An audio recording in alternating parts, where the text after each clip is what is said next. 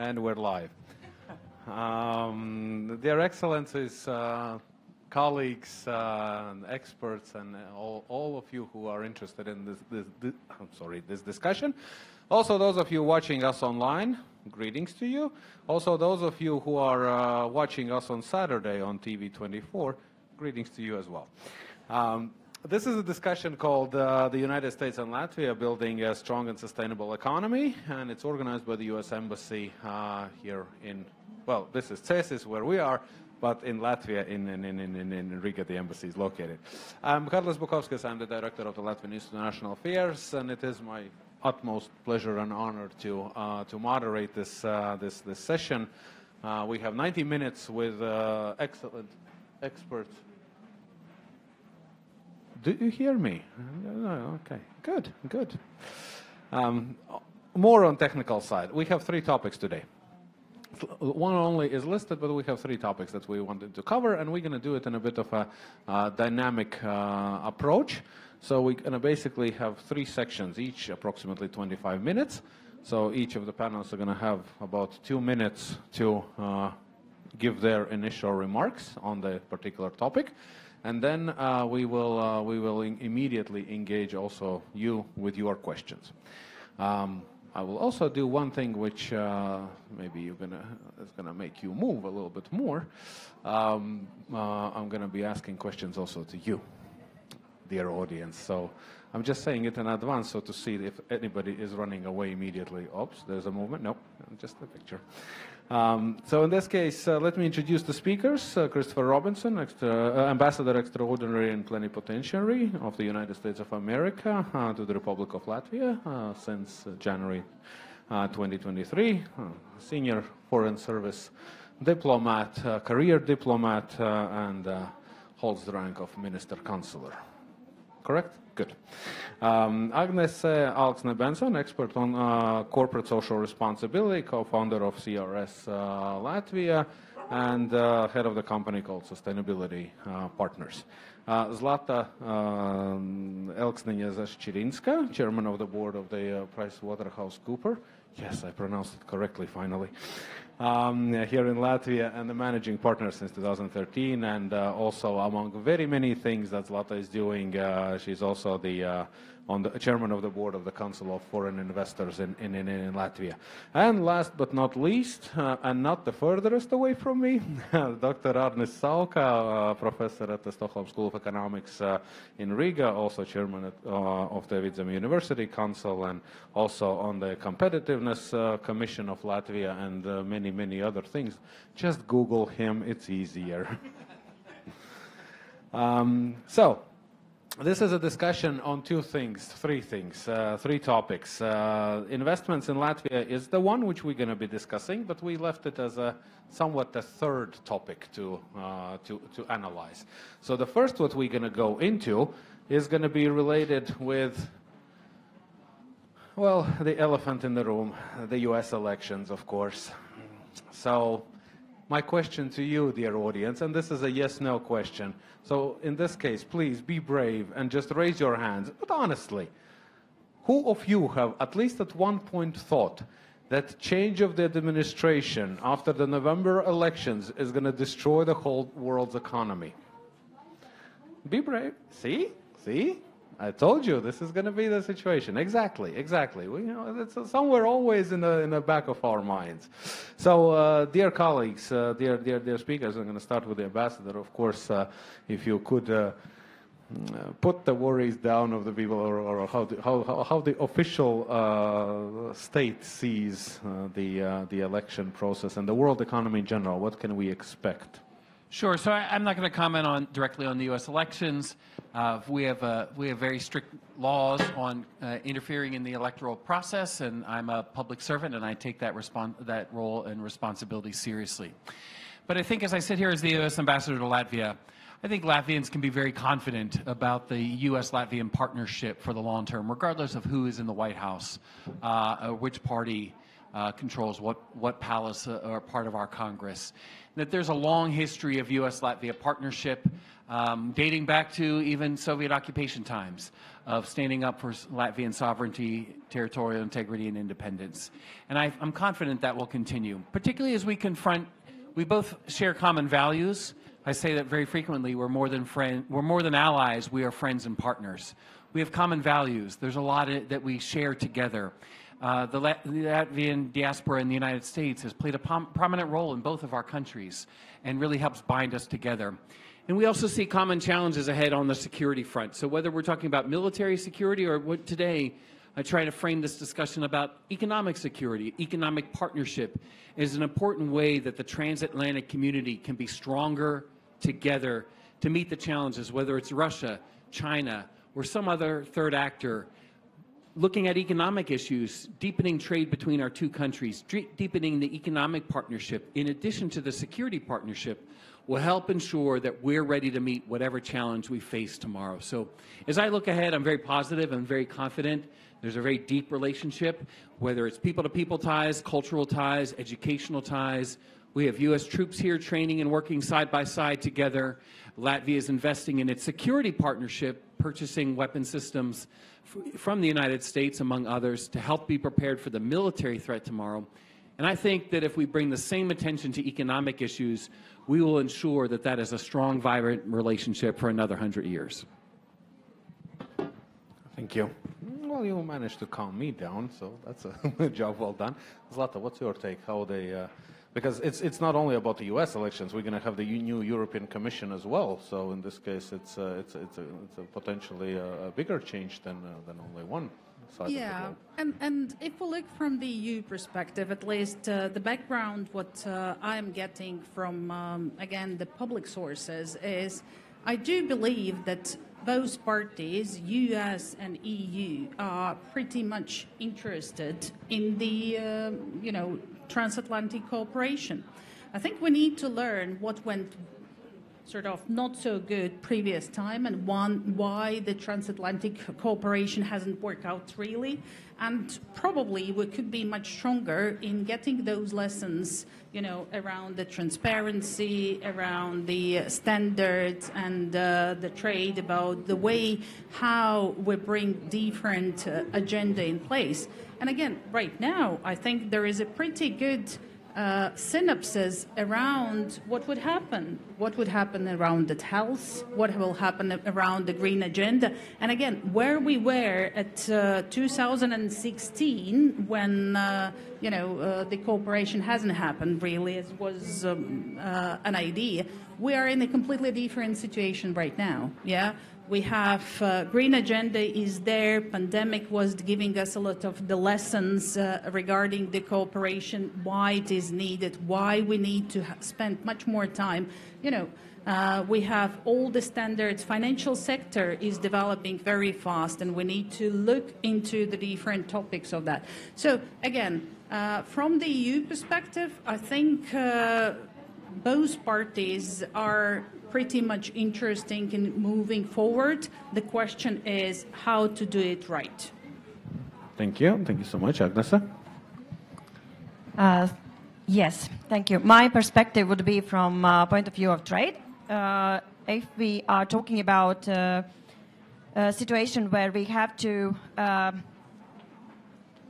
business relationship with U.S. business and we are impacted by the rules of how we do the trade, then when, for example, decision is made to do some kind of protectionism against green business or green economy, what we see in the European Union, then this might lower the competition, and there should be a new way how we can start to communicate.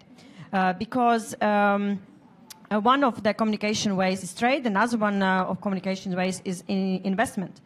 And the question was, when I talked with my members of my organization who are dealing with responsible and sustainable business cases, they asked, does really, for example, if the scenario would be not so for sustainable business practice and the green economy, for example, pulling out of Paris Agreement, would that actually somehow impacted the U.S. economy greater way, or we actually would suffer altogether? And I think what we should not allow is protectionism. And also we have to understand that US is not only one big economy, there's also China and there's also Asia, and they also have rules. And somehow, if Europe is like leading the way of the green economy, then I think it should become an issue also for transatlantic relations. So that's my takeaway from this. Thank you. And Ernest? Well, I could talk much more about the green economy, but I think that was not really the question. The question is more about transatlantic trade, yes. Trade. Well, I cannot claim I'm an expert in political science, and I don't think I can. Well, I do follow, of course, what's going on in the U.S. when it comes to elections, but it's not that I really understand those processes. But I think what is most important is what Mr. Ambassador said: the continuity, because well. In one way or another, if there is uncertainty in something that is important for Latvia, and relationship with the United States is important for Latvia, it is very important for European Union. We know the trade volumes, we know sort of how much we contribute, how much European Union contributes to the U.S. economy, we know how much U.S. economy contributes to European Union. So this is all important. And if there is uncertainty always in economics, it comes with a cost. It's like with the weather, right? If we don't know what the weather is, we buy more clothes. So we are investing in uncertainty. If you know there's going to be sun shining, then we come with with less clothes, and we don't buy so much, so we don't spend so much money. It's the same with economic relationship if we can simplify it. So if Ambassador says the continuity will go on, and we don't have reason not to believe you, I guess, here, then I think we're all good. Okay, thank you. I was just smiling because I thought that, yeah, and when it's COVID, then we don't buy clothing at all, right, anymore. But again, it depends on the situation, depends on economic situation, political situation. But so if we started from the point that both part of the audience and myself, we were wondering if the situation is going to be negative at the end of the year next year. So now after your answers, it's clear that it's going to be positive. Now my task is to check how positive. Could we see, and honest, now I'm going to go in the reverse order. Do you see that revival of TTIP or something like that could be coming back on the agenda of whatever the next administration is going to be? Once again? The revival of the Transatlantic Trade and Investment Partnership, the TTIP agreement, or something like similar to that. I have no idea. I know you have written about this. I will give sort of maybe to others. I really don't know. Sorry. Who knows then? If professors don't know. Agnes said no. No. Who? Anybody guesses? No. A positive guess.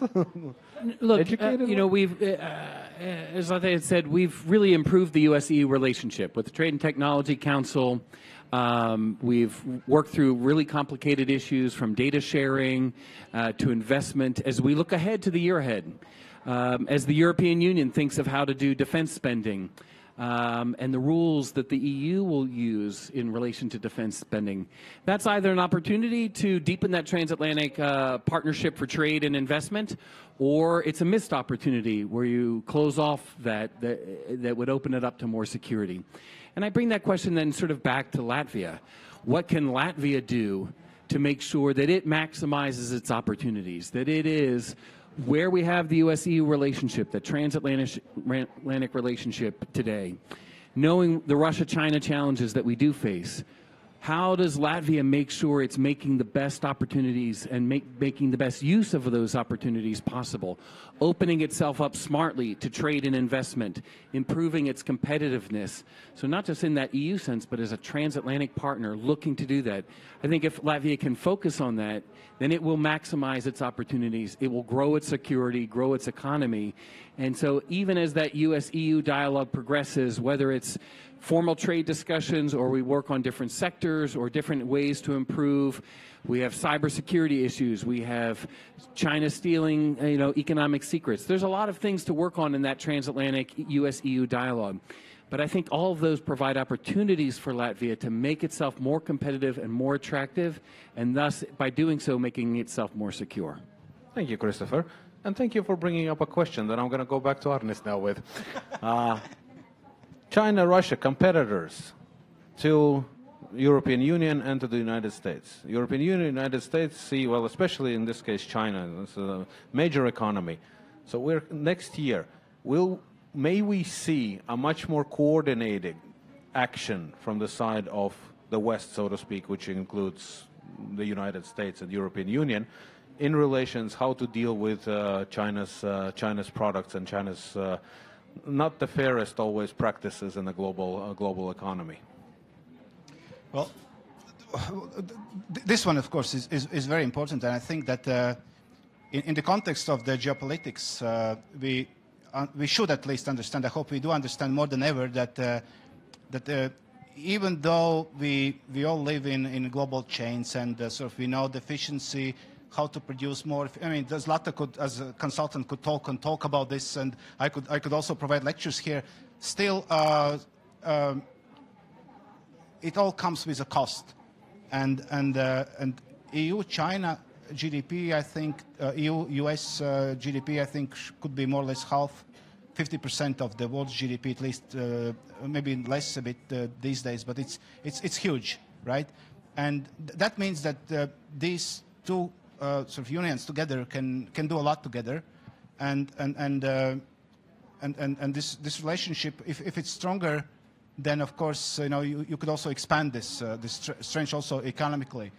So Latvia also plays some role here, right? In one way or another, and I fully agree that we should take opportunities. We could talk about what we do with Latvia annually on the fiscal sentiment index, how we attract investment, including from the United States. We could talk about the banking sector here. We could talk about many things that are of concern to U.S. investors, and hopefully we'll have time a bit to talk about also these issues. But for sure, I think these days we understand that we should much more or entirely work with allies. It's not just defense thing, but it's also economically, and it's a pity, at least for me as economist, to see that exports imports with Russia when it comes to Latvia is not really changing, and I was hoping that it's gonna change, and if for those who are still doing this, entrepreneurs, companies, I wonder what else should come for them to change the behavior. I think if you don't understand this now, then when will we understand this? And this is I'm not now talking about sort of micro level a bit, Latvia, sort of Russia, Belarus, but it is the same topic about EU and China and the US relationship in one way or another. We are strong enough to stick together and sort of avoid unnecessary risks. Thank you, Ernest. Zlata? Ernest mentioned you a couple of times that you're going to know the answer to this question. Probably not to entire question, but I like what Ambassador Robinson has mentioned is that any trade agreement whatsoever, it gives an opportunity. And we know that this is what we as Latvia do need to use and to have. And if transatlantic cooperation agreement would provide the certainty to the U.S. investors that Latvia is the safe place to investment, this is a great opportunity to everyone, inclusive the Latvian investors. I mean, inclusive Latvia as a whole. From the fiscal sentiment index, we see that 1/3 of the foreign companies are paying 47 or 45% of the whole taxes in Latvia. It is deadly important that we have the foreign investor population who is growing, who understands, although I should say currently probably the geopolitical situation is not on our side at all. Yeah, there is a lot of concerns, inclusive in the US investors as well. Why? Because we are in the proximity. We are, we are a small country. We still need to invest in defense. and we need to be very clever where else can we invest as well. Thank you. Well, and thank you for jumping to the third question that we're going to be. Agnes, please. It's all mixed, actually, and I wanted to have two comments. One is that I think the signal for any other foreign investor and also to the local economy that this is safe and security is our top priority and we will be fine is that investors don't flee Latvia economy. And we have seen that it is happening in several areas. So for us, it is a signal that something is not working. And also, I think then the economy is more safe. That one, of course, is security and military support, but another one is investment. And I think we are jumping to the third question. But one question back. I really you said that it's not sustainability is not an issue for trade. I think it is an issue for trade because now. We see in European Union level that everybody wants to back off from the Green Deal, like politically, not practically, politically. And then it's because we actually are talking about trade agreements, and there will be negotiations about how we protect, how we do that. And there are two regulations already in EU level that will change trade internationally. And it is CS Corporate Sustainability Due Diligence Directive and Corporate Sustainability Reporting Directive. So actually, if we are not still negotiating trade agreements, we are proposing the law that will affect trade. Thank you. Colleagues, the floor is open to you. The Slido questions is also an option. You can ask the question over in Slido. And we have a microphone in the audience. Yes, there is the microphone. It looks like a cute cube. Do you have any questions to our panelists on transatlantic trade? You want me to continue torturing them, right? Yeah. Okay, then in this case, let's go with the. If we are looking at the transatlantic, trade as a still unfinished business between the European Union and the United States, and this is Agnes was absolutely right. This basically the two together combined are approximately half of the world's GDP. That's absolutely true. So this is if we are speaking about the dominance of the Western dominance in the financial system, and the Western dominance in the economic system, it's still there. But there are challengers, and we already discussed the challengers. But what I was wondering. If we are not expecting a revival of a TTIP, a free trade agreement between the U.S. and European Union in a classical understanding, what about the WTO?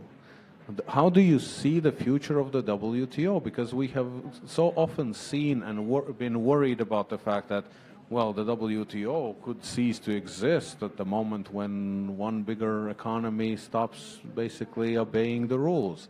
Then it's always the question, which one could it be?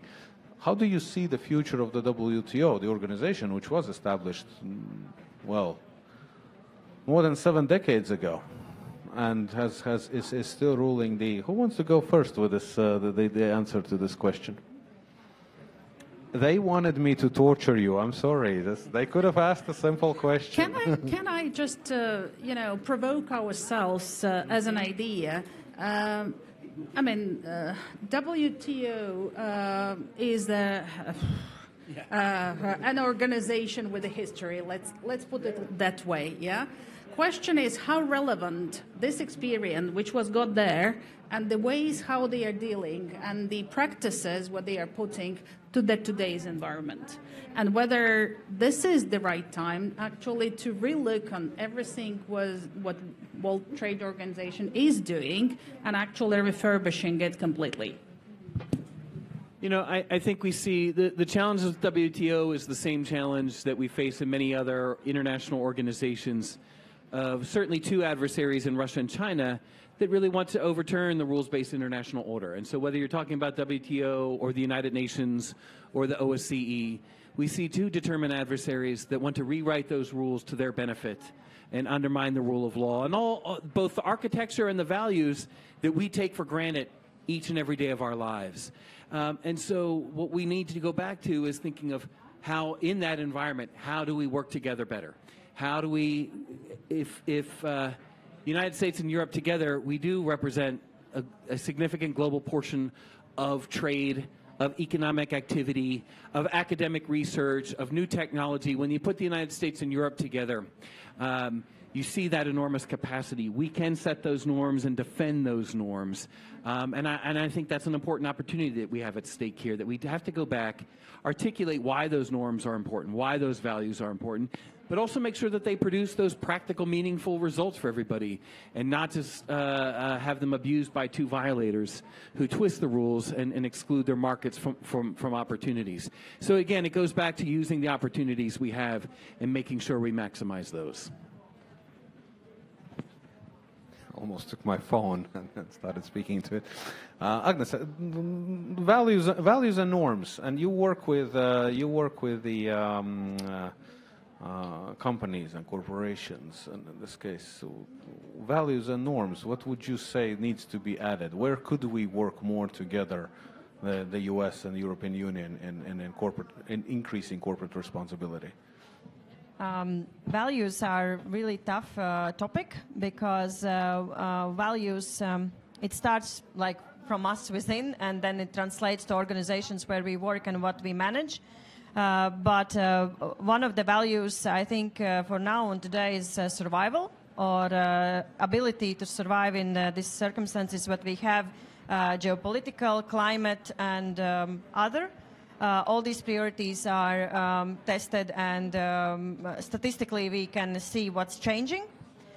So that's the value, how to survive in this environment, still make profits, still have good air and something like that. And I think the large economies have a power to change the conversation. European Union is trying to do that, and even within European Union we have backlash from corporations to do that. And even from national organizations, like, for example, Hungary, who is now presiding country in European Union.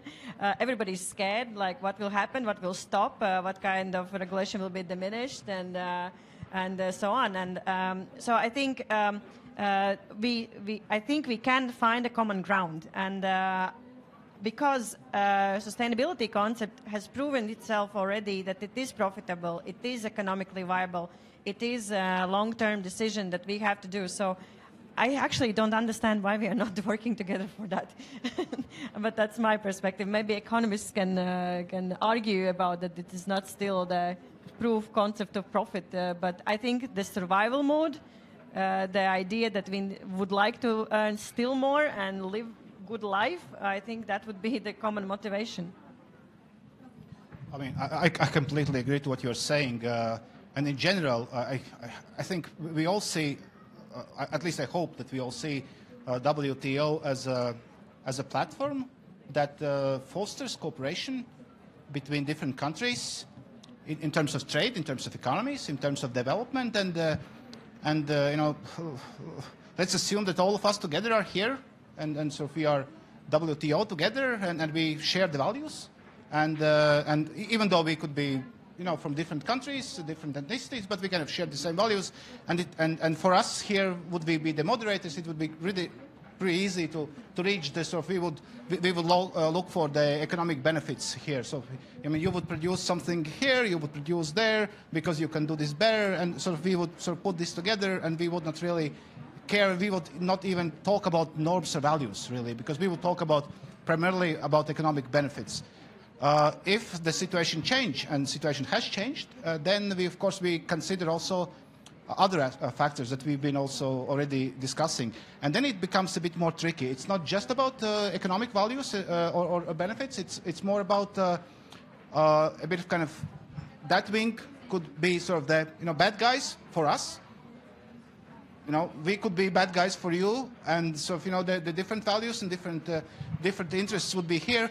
And I think in this context, what is important for the organizations such as WTO would be sort of maybe the moderators, maybe they could, I think they could play more they could switch more focus on changing these values and sort of moderating these values as they've done. And that requires change in organization thinking and change in kind of the way it is managed. But it is doable. I think when the church is changing, the academia is changing. I think the WTO can also change considering the geopolitics.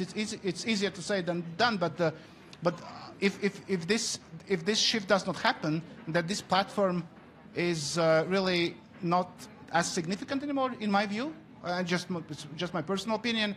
Because you simply, people will not talk, so they will kind of, what they successfully did before might not continue like this because of the changing context. And context, of course, as we all know, is very important. No, thank you. This is, in my mind, this is a wonderful suggestion. It's an excellent suggestion because in this case, for the WTO to survive, it has to reinvent itself, and one of the becoming more active leader in global governance and actually the norm setter, and not only in the trade relations, but also. But this is your area. If you could maybe also elaborate yourself. I am doing that. Yeah, now they're torturing me. Yeah, well, questions. We have questions. Wonderful. Hello. Thank you. You saved me. Okay. My name is Eva, and I wanted to ask you a question. It's related to values. It's related about sustainable future. The question is, knowing that United States, Saudi Arabia, OPEC, and other parts of the world, they are increasing the fossil fuel extraction. And it is predicted that actually the peak of the fossil fuel extraction is going to reach the next 2 decades. Knowing these facts, is it really fair to talk about sustainable energy if the United States, that really is interested in its own economy, knowing that OPEC is actually working together, that they want to reach as much profit as it's possible, is it really fair to talk about sustainable energy here, where we're switching to electric vehicles and other sustainable solutions, knowing that those countries, they are still thinking of not doing it for the next 20, 30 years? Thank you. See, we're slowly sliding into the next topic. On climate, sustainability, energy. That's your topic. And it's a very fair question, and I think we should raise these questions very loudly and openly and ask what kind of strategies countries and companies are having. I think it's not only U.S. Where is this kind of like issues or problem. We can see that also, for example, we talk about renewable energy. Just last week I was in a conference and we had a panel about supply chain, and African representatives was there, and they said, okay, you want to have a clean energy in Europe, or maybe even in US, but it actually costs more materials and it costs more supply chain problems, I would say, environmental and human rights, and we also want to have a clean energy. So what's your plan? And I think this question is to all countries. It's not that everybody is super clear and super ready to go climate neutral as demanded. And when you last COP was very filled with representatives of fossil fuel industry, and but they still managed to do some kind of global changes. The one good news in European Union level is that they want to discuss now not only, they are not talking about renegotiating the Green Deal goals, but they are talking about how industries will manage transition. So specific industries. And it means that when they talk about trade, it will anyway come to the policies and the situation, what's happening in US, what's happening in China, in other countries. And so we will anyway come to this transatlantic issues, and we will ask questions why you are not doing better. Thank you. Anybody else wants to pitch in? No, I think the energy issue is really one of the most important ones we have out there. Again, I commend Latvian leadership. Latvia was one of the first countries advocating to get off of Russian oil and gas. Now, that was more for a security issue than an environmental issue. But I'll keep repeating myself. That creates an opportunity for Latvia in a transition to a green economy to attract investment, to provide energy security for the future, and to provide ways to address climate change for the future. But it's really an open question. Latvia made the decision to cease oil and gas imports from Latvia, but has yet to provide a strategy for what replaces it. You are a leader in hydropower, and that's incredibly important. But what is the strategy to go forward? This is the question I've been asking for a year and addressing that I think is one of the fundamentals for Latvia to have economic security for the future. Companies need reliable, predictable prices and stability for energy. How does Latvia choose to do that while meeting its climate goals? I think Latvia has unique opportunities in hydro and solar. Small modular nuclear reactors can be a solution to that, maybe in cooperation with regional partners. So there's a lot of opportunities out there for Latvia. Latvia needs to make some decisions on this that can help it address the competitiveness issue, economic security issue, energy security issues. So I think these are exactly the right questions to be looking at for the future. Thank you. Maybe questions that should not only be answered by Latvia. We are a border country of NATO, and I think that I know that I was, I don't know, 14 or less when we made this decision in early 90s to move to where we are going. It turned out that we haven't really moved economically because we were very much, and we are still a bit dependent on these issues.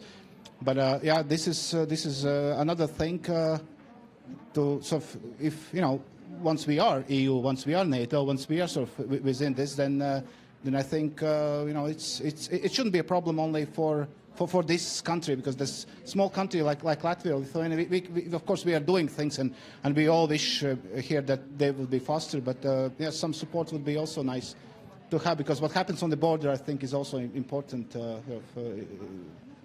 more internally into the NATO, I guess. Thank you. As we are starting the second session, second round, there's a question to the audience. Again, a yes/no vote. Just raise your hands. No, don't leave immediately. You haven't heard the question yet. It's of course on the environment, on sustainability of the fight against the climate change. So in this case, please raise your hands, those of you who think that you personally are doing enough in fighting climate change. Okay, I knew that this could be the outcome. Therefore, just to know that you are still with us, how many of you think that you're not doing enough? Please raise your hands. See, yeah, they're with us. Yeah, see, yeah, exactly. And this is the second topic. This is the second topic, Christopher. Who I might turn to you with the how sustainable do you think and do you see is the fight against the climate change economically, right? And especially in this political environment. How important economically is the fight against the climate change? Sure. I think there's always a challenge there. There's a balance between setting climate goals, having them be implementable as opposed to something far off in the distance that nobody has ever any commitment to meet. How do we create the pathway to reach those goals? And again, so that businesses and the private sector can have predictability in pricing through. I think you've seen a lot of companies transition to electric vehicles, to including solar as a factor, or carbon offsets, as all part of their business model to go forward. That's not just in the United States, and we've got a long way to go. I'm not here to say we have the answer to that.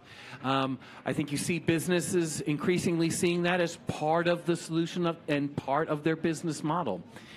But it is about having predictability and security of energy supplies and systems. And so, but that comes back to, for Latvia, some very fundamental questions that need to be, you have an opportunity here to resolve those in a way that can help you meet climate goals, but also provide security and stability, whether it's, again, putting the right package together, attracting the investment to make it possible. I think there are a lot of companies that want to do that investment, but they need the signal and the pathway to do so. And right now that doesn't clearly exist. So I don't think they don't need to be in competition with each other, as long as we create the pathways and the timelines so that that is possible. Again, I feel like I'm being very repetitive. Latvia has a real opportunity here to bring the same focus that you brought to national security and investment in hard security, to bring that to the energy issue, to balance your climate ambitions, And you have natural advantages in this that other countries would be very envious of. And you need to build that right mix and create the scenario that enables foreign investment to make that possible. Those are the missing steps that still are not happening. I don't think they have to be in competition with each other, and meeting both meet Latvia's national security objectives. And so if we could bring that same attention to trying to get at these, I think Latvia could really make progress in the next several years that would help address both of those in harmony with each other. I do think that that's possible, but it requires a plan, it requires a strategy, and that's what I still, as the U.S. Ambassador to Latvia, it's not for me to tell Latvians how to put that mix together and what's the right choice. I see a need. I see that it's in your interest to do so, both to meet climate goals and to meet national security objectives. And it is really on Latvians together to come up with what is that balance and mix to achieve that goal. Thank you. Lotta? You know, I actually look at the sustainability more as on the change of the concept, because we used to live in the capitalism, and capitalism is all about the profits, all about the money. And now going back to sustainability, it's not about that anymore. Yeah, and I think the shift in the minds of us and the minds of people, the minds of entrepreneurs, is sort of still developing, yeah? And you're rightly saying that there is a lot of opportunity for Latvia in the energy sector, but this is not only about the profit. It is about the security, it is about the independency, it is about being sort of the masters of your own resource, what you're generating from your own sources. So I think it is a little bit more in terms of the sustainability than just being economically viable only. Yeah, and I think if we look on the different other aspects for Latvia and for sustainability, I would bring the topic of the diversity of our people as the main priority. Actually, our people agenda should be on the top of everything, because if we look into the development stages, we are not able to develop our country further and make any or suggestions or anything if there is no talent in Latvia, if we do not keep the talent in Latvia, if we do not put and develop the innovation through the talent attraction and through the working with those youngsters, and maybe not so youngsters, and actually involving all the Latvian population into the transition and the change. Thank you. Agnes? Sorry, Agnes. Can you ask me again a question to focus my brain? I have so much to say. Environmental issues. So that's how sustainable from the economic perspective is the fight against the climate change? Okay, first thing, fight, not acceptance that we are in this situation, mitigation, adaptation. We can't fight the climate change, they are already happening. So we are just talking about scenarios, which one will happen. It will be heat, or it will be cold, or it will be floods, or whatever we will experience as people as a weather. But that's also not climate change. There's a lot of other issues. That's first thing. Another thing is, I think the next keyword of mitigation, adaptation about climate change is transition. How we will transition, for what costs, who will pay for that, if finances will follow the transition period for more sustainable business models, if people will be ready, if this transition will be just, because there's a huge issue about losing the generation who can't maybe change to a new professions, to the new ways of how we actually are working. So there is a lot of issues also for that.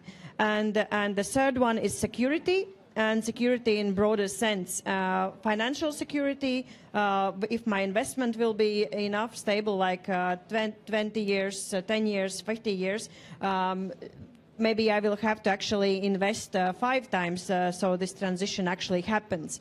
And all these issues are still, we can't have all the answers. We have just questions. We have understand the risks, but we don't have yet answers. And if banks are trying to give you answer, they're really trying, but they can't predict the future in 20, 30 years.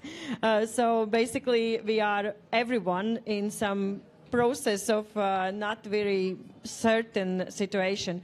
And so I think how we can fight or be ready, stop. My one suggestion to every business person is stop fighting it.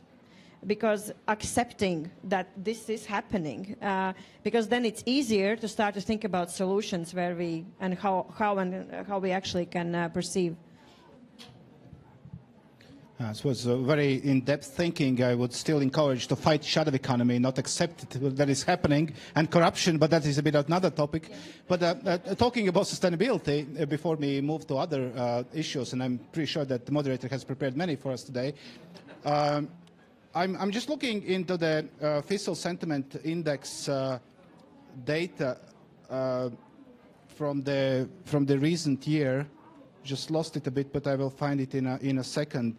So we have the question assessment of the progress in the last 12 months in the following policy area, and one policy area is fostering green economy. And we're asking this to the key investors, the key foreign investors to Latvia, sort of the people that contribute kind of most of the taxes that we sort of spend here. And we see basically all the evaluation is 2 point something. 2.5 is for improving climate and energy policy. 2.3 is for enabling private sector as a green driver. 2.1 is enabling transparent and predictable development of the energy market. So basically, the foreign investors are not very happy with the go green sort of policies in Latvia, and then we start think, why it is so? What is the reason? And I think one part of the explanation here could be that it's a bit of debate. On one hand, we have policymakers who have some resources for research, so they would know and actually would see how how the things are melting, the ice is melting, and so what's going on and how this could impact us, and they would create the policies and tell us, go green, do this. But then, what do we do when we hear this? So, how many of you don't have PhD degrees here? If you could raise the hands, right? What if don't? Yeah. So what if I would say Latvia needs, and I know this as a scientist, Latvia needs value added. And we need, especially in STEM, we need PhD degrees. No, go for your PhD. No, don't waste your time here. Go do your PhD thesis. So the same impact would be from what I'm saying also in this regard. So what is incentive? What is incentive for the companies to go green?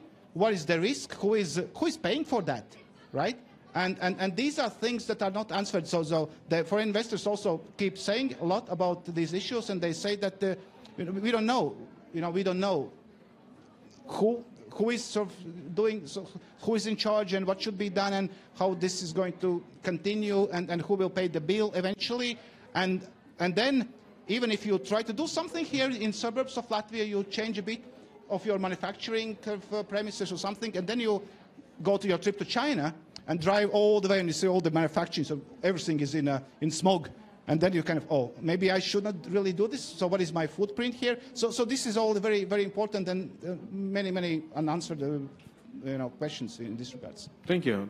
That's just before you go and get your PhDs, please let's finish this. Okay. I have a list of questions. You're absolutely right, but there is one which is an excellent one. You all can see there's on the Slido. If we care about climate goals, shouldn't the EU and the United States welcome inexpensive Chinese electric vehicles? Aren't tariffs just political business as usual? Please, Ambassador. Look, so U.S. policy is not about cutting off all trade with China. I want to be really clear. But we need to be smart about where we allow investment from China and their access to technologies and our intellectual property. We've seen that over and over again for U.S. and European companies where the knowledge has been stolen, or we've seen it in the global south of countries trapped. They sign on to the Belt and Road Initiative, and then they are trapped in debt for a project that they thought would bring value added and some sort of infrastructure or growth to their economy.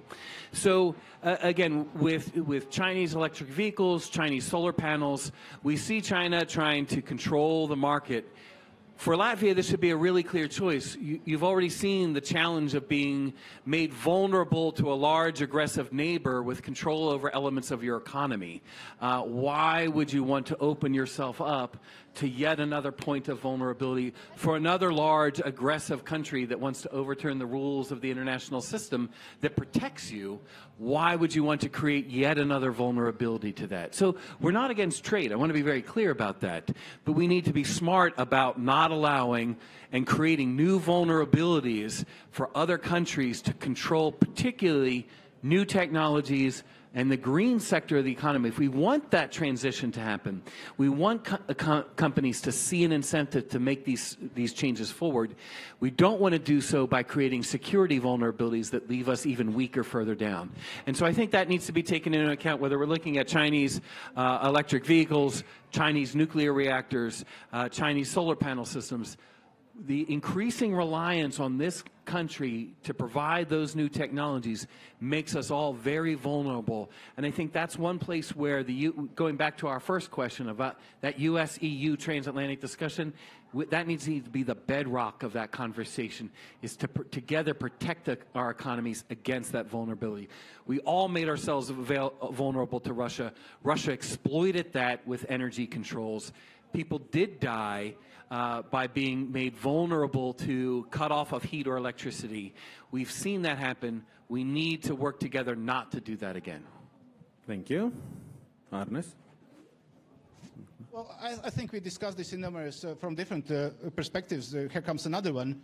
You know, when sitting here, we could switch on sauna at our homes. You know, whether you are from Latvia to US, or you know, you open the platform on your computer or your smartphone, and you switch and so if your sauna starts working or your air conditioner starts working when you step on the plane in New York, so you want to have a cool apartment in Riga, and so if you do this.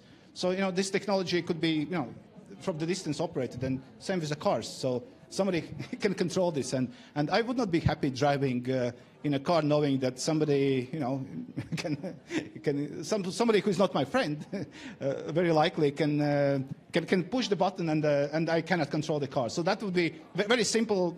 You know, that is not empirically based or conceptually embedded argument here. Just as a human person, I would not kind of be very happy somebody not friendly to me would control my life.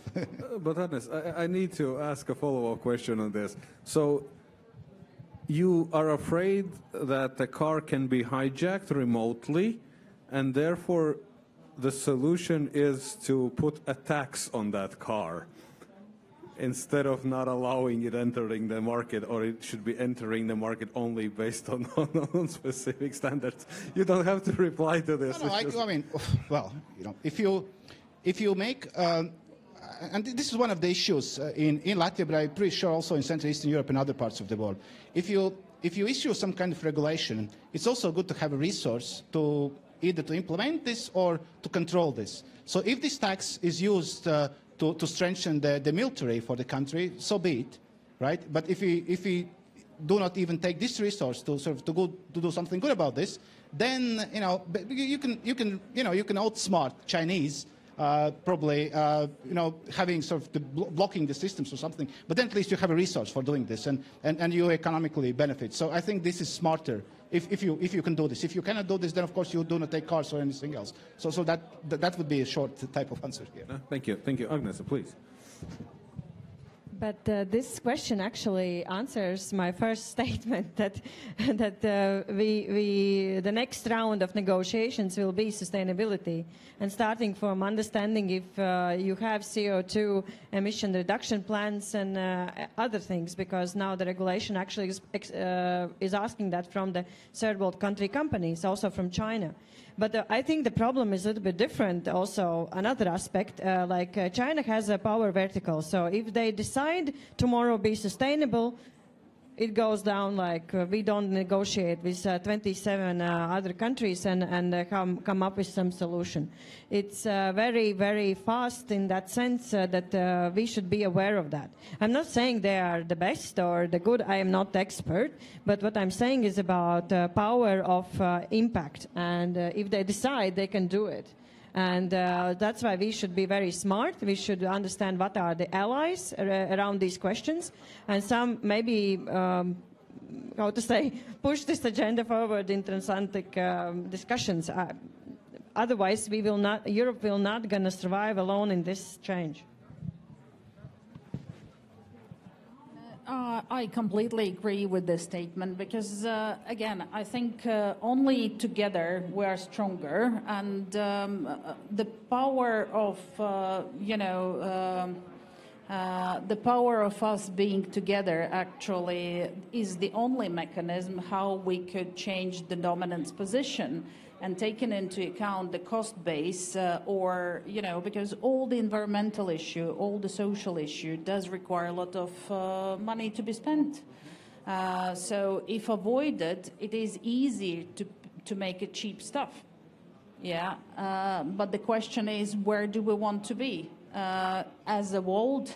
And again, if we take Latvia's position, definitely as a part of the European Union, we need to be strong together. So, and therefore the taxation probably is only the part of the story, and it shouldn't be solved everything with the CBAM taxation, what European Union now is introducing, because tax is only a minor change probably to the whole problem.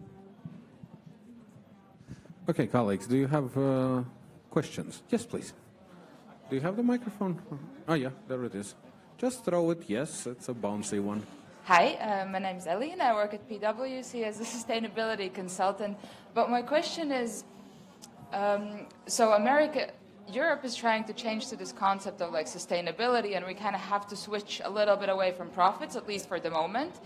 But how willing are Americans to switch to this, to adapt to this European thinking? That's one part of the question.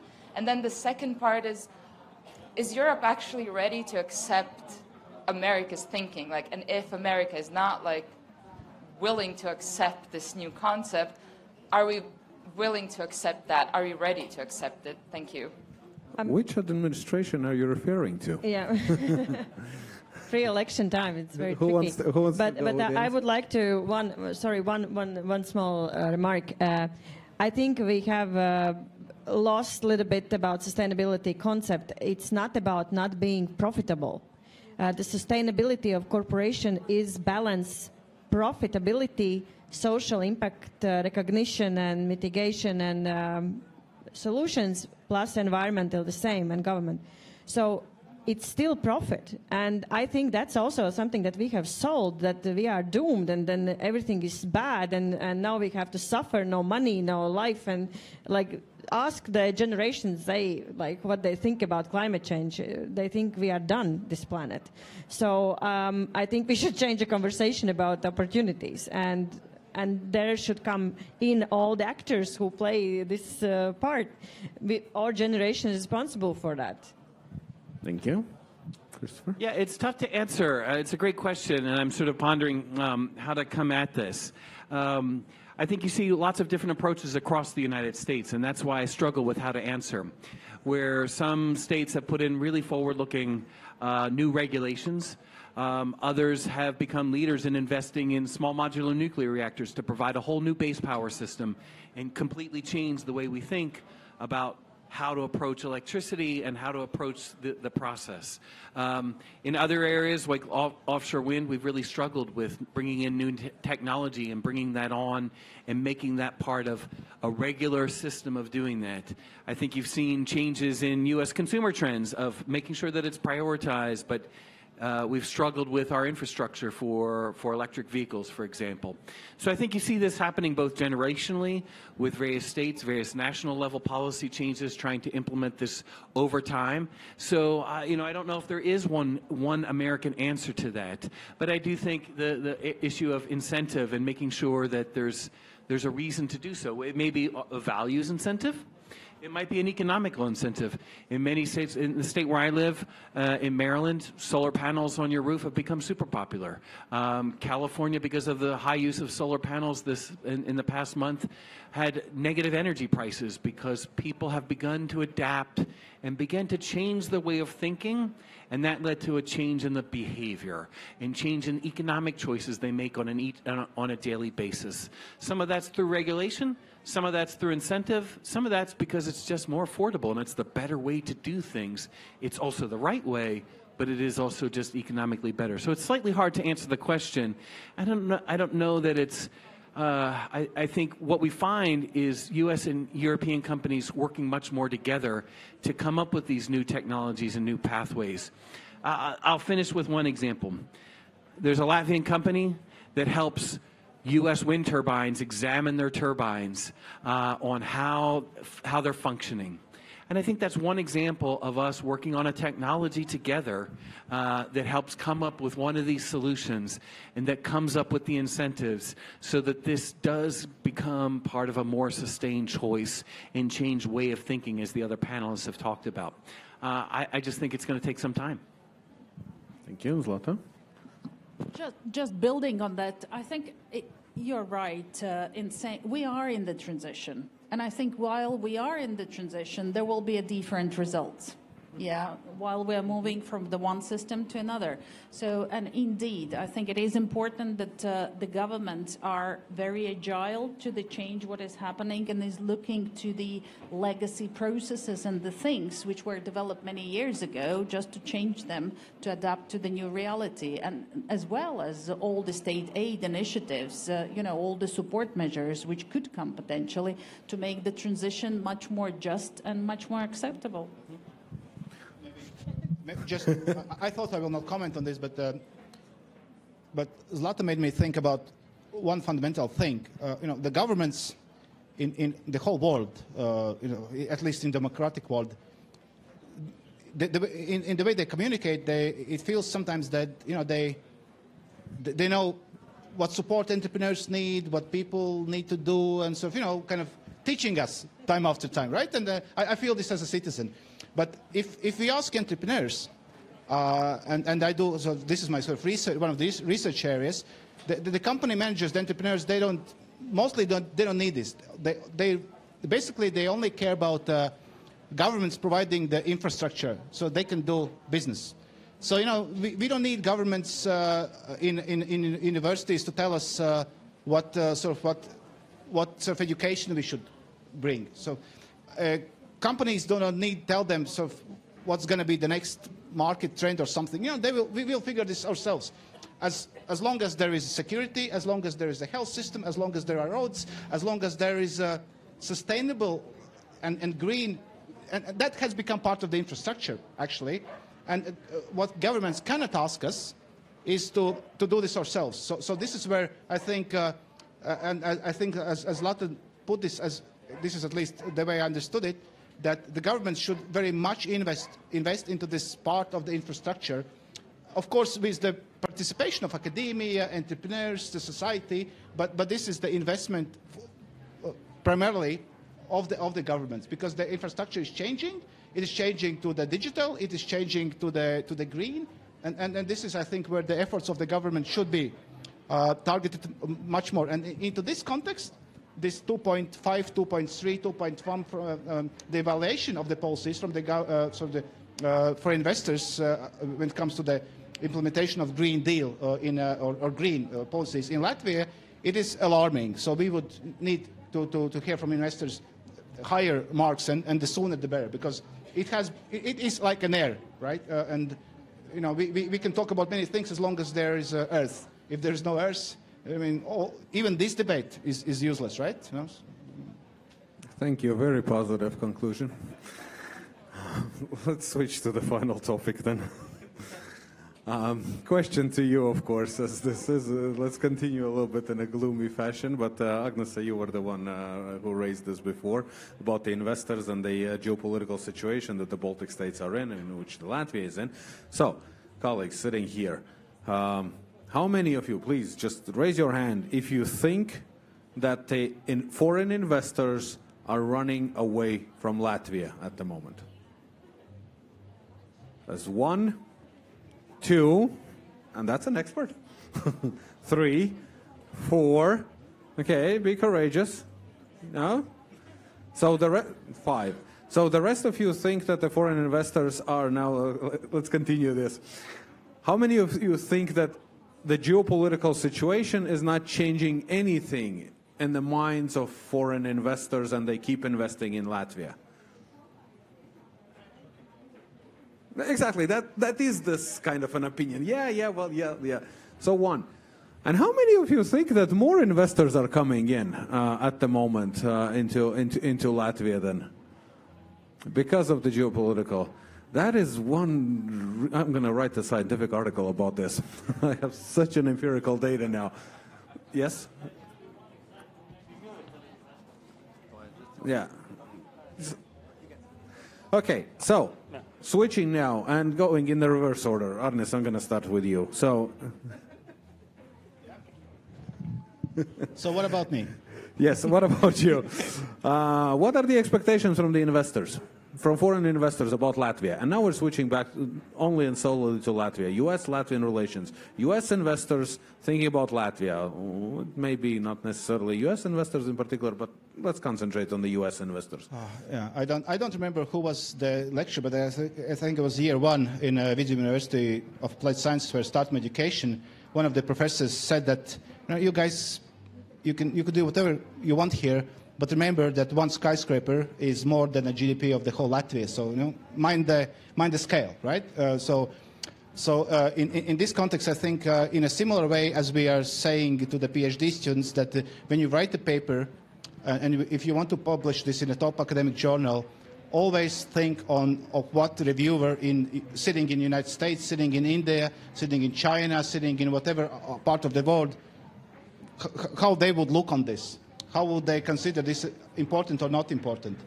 In the context of this question, I rather doubt that investors look Latvia, sort of Lithuania, Estonia, we are a bit too small. So they would invest more in the region, and then by accident they could come to Latvia or Estonia. So we're not as we're just too small for I think for Americans to sort of to split this in such a small pieces. But there are some things that are united for the region and some things that are still different, even though, even regardless of the argument that I just raised.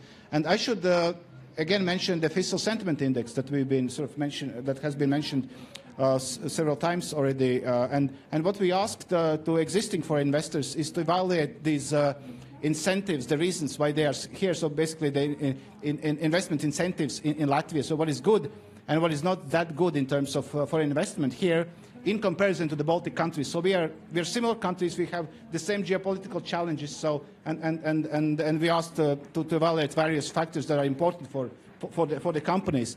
And I have a list here.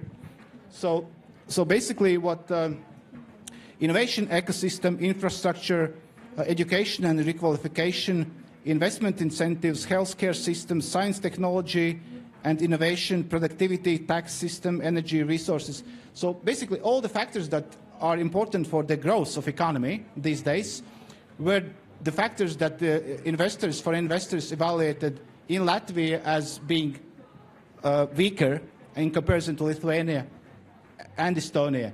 And I think, it was a bit maybe too long answer to this question, but I think this is another alarm and red flag for this country. Just, Arnis is helping Foreign Investors Council to do the report, and therefore he's so sort of much into the figures and the numbers. But if we look on the sort of sentiment, really, the investor sentiment, the geopolitics, the size of the market, and the availability of the labor are the top three sort of areas which are worrying, I should say. Okay, although we cannot change the geopolitics, and probably we are not able to change drastically the size of the market because of the population is as much as we have, we definitely could work on many other things. Yeah, and talking about the sentiment of the foreign investors, I think here it should be a differentiation should be made. If we ask any of the investors who had never invested in the Baltics or in Latvia, they probably will be very worried. I think we have much stronger position with those investors who already are in Latvia, who understand the environment, who get used to work in Latvia, and who has certain economic ties already and the systems developed. For those investors, I think this is probably the major priority area for us as Latvia, really to build on what we have already and develop through that the new investment opportunities.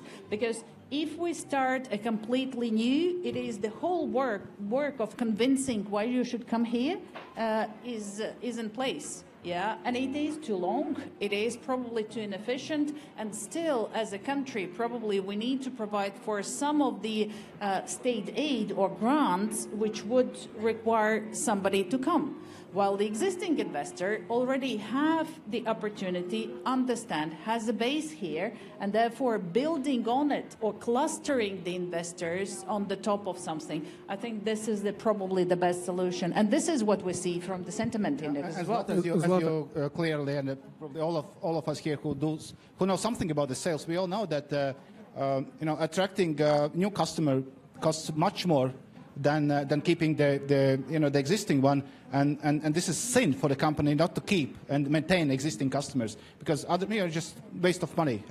It same goes here, more or less. Yeah. Colleagues, I'm going to go very blunt with this. We are getting. I have no idea if we at the end will have Andrei Sala will get 3 billion investment. It may not ever happen, but it's a symbolic and very ambitious goal that we kind of have been waiting for since we regained independence. We want something major. We want something beautiful. We want investors to come in. What is missing? Why this is the first time when somebody is offering to invest 3 billion? We need more. I understand the Swedish banks. I understand that there are major investors who are strategic, who have become strategic part and a structural part of our economy. But why always about small investments? And when I say small, I mean anything. Less than 3 billion is small in this, my question. Okay. Delegating. Okay. I think in the current environment with the interest and everything, we actually see in the whole Europe the development of the new project is really struggling. I mean, it's really on its low, I think. From the other side, if we look on the sustainability and understanding that probably the prices of energy intensive production will be growing, then it might be that this is the best place actually to invest right now in the infrastructure. But I think, again, purely from the economical perspective, and I'm not currently talking about any source of funding or any other issues which might relate with the project, which are important for Latvia as well. Any big development is a great stuff because it's actually helps the economy to go. And if we look on the bad time, what is happening, definitely the big infrastructure projects, I mean, infrastructure in the real terms, not just building houses, but building roads, building, the railroads and everything, definitely it helps to heat the economy for going forward. Yeah. Thank you. I guess I think we should be careful about looking for some, mythical and magical project that that somehow solves the problem. When Latvia has so many opportunities and so much talent and so much capability, we've seen you have unicorns here. You have business unicorns here. You have a number of companies in the technology and scientific research and applied sciences fields that are cutting edge and provide the basis. There's a fantastic university network here that are developing new and innovative technologies. The challenge is we still struggle to take the idea and commercialize it here and grow it from there. And I think that's where the backbone and the future of Latvian economic security and economic growth is going to be found. To go back to the first part of this panel, this group's discussion of your last question here, we've seen U.S. companies here come to invest. There are several here that are investing. Some have expanded their investment here. I don't see the geopolitical risk as a fundamental issue. Latvia is a safe place to invest. Latvia has made smart decisions for its security for the future. Latvia is an active member leading in NATO, and there are NATO troops on the ground, and I think all of the 14, 15 countries that are here as part of that process all are committed to defend every inch of Latvian territory. Latvia has the right authorities in place for investment screening, for cyber defense, for countering disinformation. In many ways that other countries, many of your other European colleagues are still struggling with how to deal with the threats of today. Latvia has long understood how to deal with those. So in many ways, Latvia, from a government side, for security for an investment, is more prepared for the economy and the threats we face for the future than many other countries are that are attracting investment. What we've seen from investors, though, is the challenge of the banking sector, how difficult it is to attract investment. The energy issue that we've already talked about. How do you have that predictability so that you know it is safe to make the investment and you're not 2 years from now going to have an energy bill that you cannot pay because it is now economically unviable to continue operating here? The issue we've lightly touched upon several times here today, the need to invest in that workforce of the future. I see a lot of young people here. I'd like to see a future where you see your future in Latvia, not working in Brussels or London or Berlin or some other place, but you see the opportunity to grow your idea and expand and take that and market it here in Latvia and have access to the resources, either from educational side to have the know-how, or from the business support side, from lending and a regulatory structure that makes that possible. I think Latvia has work to do on that front. There's talent, there's exceptional talent, but it really needs focus and support. And the fourth is really the legacy of the past, continuing that work of fighting corruption and supporting transparency. Those are the repeated themes we see in talking to investors in those four areas where we've tried to bring our attention that if Latvia can make progress on these four areas, it can help improve the investment climate that everybody else is dealing with from other different aspects that can help address that. And you won't need this mythical $3 billion investment. They may or may not happen and may or may not produce any jobs for anybody or any other growth. You could actually grow the businesses and economies and ideas that you already have and take them to the next level. I think that's possible. I think that's realistic, but that requires commitment and investment from the Latvian side, and that's where we'd like to see more focus. Thank you. Do you have... to do this now? You want to do the applause? Okay, so good. Yes, good. It was very inspiring. Thank you, and it's true. I have three points. One is that investors actually changed the local culture of doing business, and that was like 15, 20 years ago. The shadow economy is lesser. You can find in a foreign investment than more just salaries, transparency, sustainability. It all came starting from the foreign investment as business practices. Second part is that Latvia business basically is being part of global value chains. And global value chains dictate somehow us to be part of the big game. And as a small economy for us, we can be very elastic. We can do better products, better services. But for a small economy, we have another problem that the government is very close to us. So it means that every change will impact everything. So that's why investors and also local business is very sensitive towards the regulation. And the third thing, if I would be investor, I would look on investments that is related to dematerialization. If the decade till 2030 is about decarbonization, so renewable energy, solar panels, wind energy, everything else, then next level of change will be dematerialization, it's circular economy, bioeconomy, and for that we can build on. And I think that would be good for investment. So if I decarbonize, I will get my 3 billion investment, yeah? Okay, thank you. Colleagues, do you have questions? Yes, please.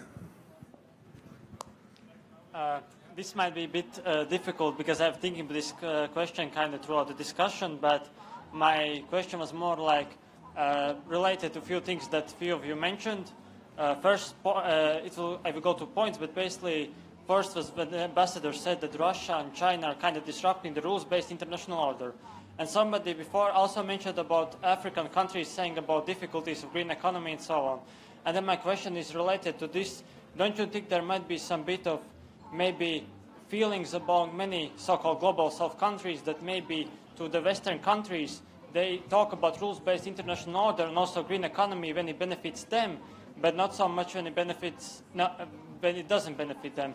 And that they see kind of hypocrisy and double standards, and sometimes that there might be some distrust between global south countries and the West, which kind of hampers future green economy between, let's say, among the global south countries.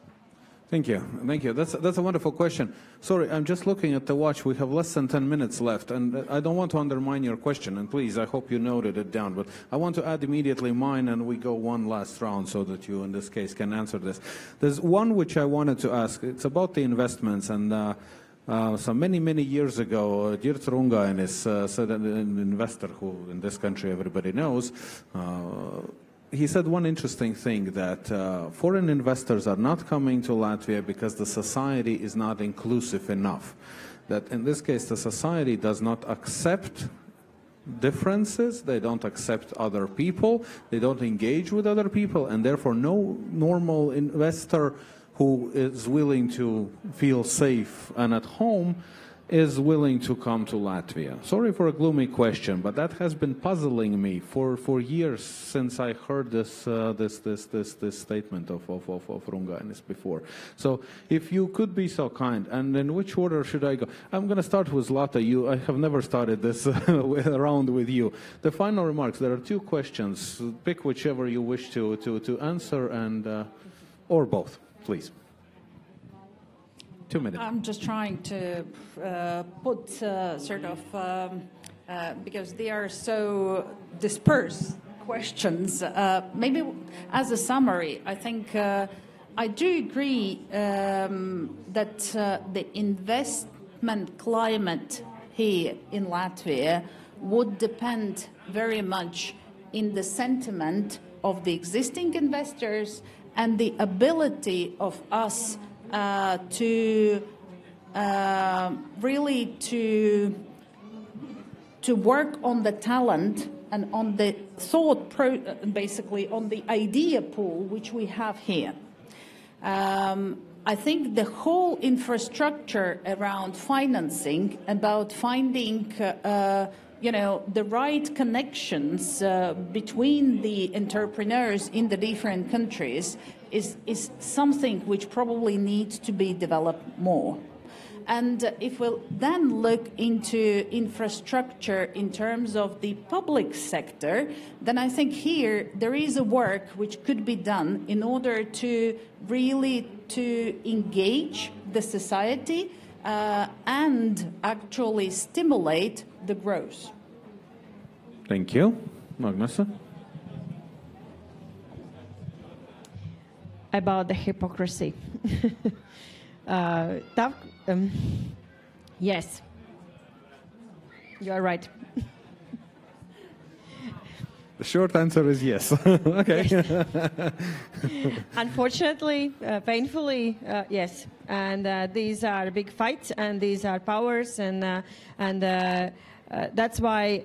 But I don't see other way that we are not doing it.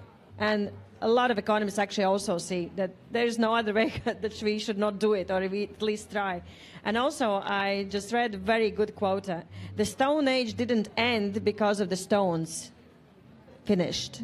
So we still have stones, and Stone Age ended. So this is a new economy. This is new transition. It's painful. We don't like it, but it will happen. And and it will cost a lot of money. And so we should come together so it doesn't cost so much. Thank you. Arnes? Arnes first. Yes. Yeah. Gotta come up with something smart to say for the end. Yeah, so now you have time. I will try to elaborate. But longer you have 1.5 on this, minutes only. But I think I think that the context comes in also into this debate. I don't know whether Mr. Runganis is listening to us here, but I would suspect when he said this tomorrow on Saturday on TV. But yes. I think I'm pretty sure that when he said this, if he have said this, it was 15 or 20 years ago. I don't think he would have said this today, right? Today he would have. I'm pretty sure he would have talked about other incentives for entrepreneurship climate, regardless of whether we're talking about foreign investors or we're talking about the local companies here. Because more or less, it is all the same. You know, if this is good for Latvian companies, it is also good for foreign investors. And we all know what companies in general want. So if they want safe environment, they want access to different resources. You know, human capital, money, cheaper, better, more smarter, so on and so forth, and sort of many things. In addition, what investors want, of course, to this is also security of their incentives. So it's always good if a U.S. ambassador to Latvia says it's a safe place here and praises Latvia for doing something good. You know, we would not praise ourselves that much. We are always rather skeptical because, you know, these are developing things. We want to develop faster. We want to be better than Lithuanians. We want to be better than Estonians, right? And all these kind of good things. And if somebody says you are I'm good, all in favor of that. Yeah, and if you would say, if you would have said this in Latvian, so you would be, you know, God here. So, you know, right. But so this security is good, but also security of investment is a good thing. And here again, you know, the Fiscal Sentiment Index. Investment protection is something that we ask about to the for investors, and again, foreign investors are not very happy about investment protection. So they would judge efficiency of courts like 2.4 out of 5, you know, not too much. Then quality of the legislation, including consistency of public policies, again 2.4. Then public procurement process 2.1. You know, it's sit down too, as we say in Latvian, right? So not so good. So yeah. Thank you, Ernest. Christopher, we all want to hear something positive about Latvia. All right, I'll finish with yes. But unfortunately, you have only 2 minutes. I have less than 2 minutes. Less than 2 minutes. So on the hypocrisy point, I think there's some truth there, but I think there's also image versus reality. And I think many countries in the global south took in that Chinese investment and have come to regret it. Likewise, have allowed Russia to buy up core parts of natural resources and found it never returned the investment. I think we can be confident as sort of the transatlantic community, as the West, if you will, that we offer a better pathway and a better model. We need to live up to that at times. We need to do better to live up to that in more practical terms and realizing the investment. But I think if we look over the long term, we've all offered a better partnership for the long term that brings practical benefits for their own countries. Let me come to that last question, though. There's a company here that is very popular in the United States that has grown, and as they grow globally, they bring their people back here to keep that Latvian corporate culture. I think Latvians can really address and embrace the modern economy and be confident about their place in it. The strength of your culture and your identity. I don't think you have to worry about bringing in foreign workers and tech workers. And I've had this conversation with government officials, and some express concern. is that going to be the right choice for Latvia's future? But I think Latvia can embrace that future with confidence. We've been, I'm the ambassador, I've been here a year and a half. We've been so warmly welcomed here. It's a beautiful country, a great history, a great tradition, and great opportunities ahead of it. And I think Latvia can embrace that modern economy of the future and that openness to the outside and not worry about losing its identity and its strengths in the process. Thank you so much. Thank you. The clock is wrong. They just added 90 minutes to our discussion, so of course I'm happy, but anyways, colleagues, we are out of time. Thank you so much for being here, for asking the questions. Many, many thanks to the wonderful, wonderful panelists for such an engaging discussion. I loved it a lot. Round of applause, and then go and get your PhDs.